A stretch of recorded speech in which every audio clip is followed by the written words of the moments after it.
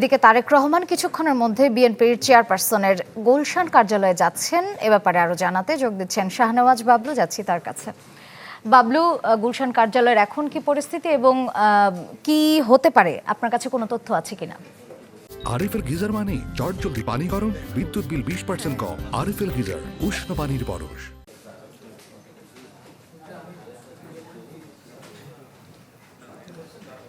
আমি আছি এখন বিএনপির ভারপ্রাপ্ত চেয়ারম্যান তারেক রহমানের যে 196 নম্বর বাসা, যেটি এটির সামনে। আপনি জানেন তারেক রহমানের দেশে প্রত্যাবর্তনের আজকে চতুর্থ দিন।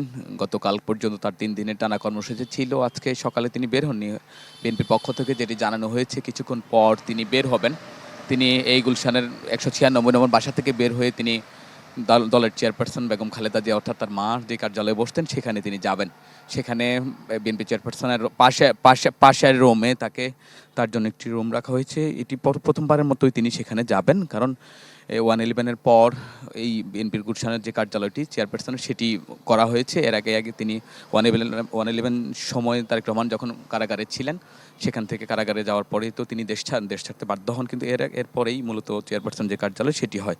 তো বিএনপির পক্ষ থেকে যেটি জানানো হয়েছে, আজকে তিনি এখান থেকে আপাতত যে গুলশান অফিসে যাবেন, সেখানে তার মার বাসার রুমের পাশে যে একটি রুম রয়েছে সেখানে তিনি তার সাংগঠনিক কার্যক্রম পরিচালনা করবেন। যেহেতু চেয়ারপারসন বেগম খালেদা জিয়া তিনি এখন পর্যন্ত অসুস্থ। গতকালকে তার যে ডাক্তার জাহিদ জানিয়েছেন যে তার অবস্থা অনেকটাই সংকটাপন্ন অবস্থা রয়েছে।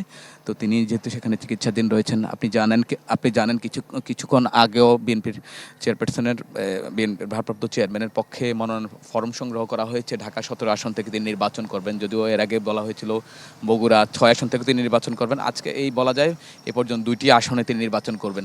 তো তার এই সূচিটা আজকে আপাতত আমরা জানতে পেরেছি, হয়তো তিনি সন্ধ্যায় তার মা বেগম খালেদাকে দেখতে আবার কেয়ার হাসপাতালে যেতে পারেন, কিন্তু এখন পর্যন্ত তা নিশ্চিত নয়। কিন্তু বিএনপি পক্ষ থেকে যেটা জানানো হবে আমরা পরবর্তী দর্শক এবং আপনাদেরকে আরও জানাতে পারবো। শ্রেয়া, ধন্যবাদ বাবলু।